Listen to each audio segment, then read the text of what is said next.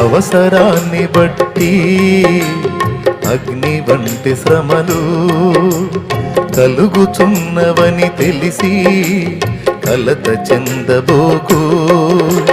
నిన్ను పిలిచిన దేవుడు నమ్మదగినవాడు, శోధనలో నిన్ను విడిచిపెట్టిపోడు. కంటి పాపల తోడుండి నిన్ను కాచుకుంటాడు, కన్న తండ్రిలా తోడుండి నిన్ను ఆదుకుంటాడు.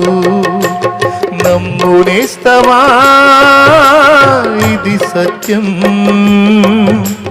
వీడబోకుమా విశ్వాసం.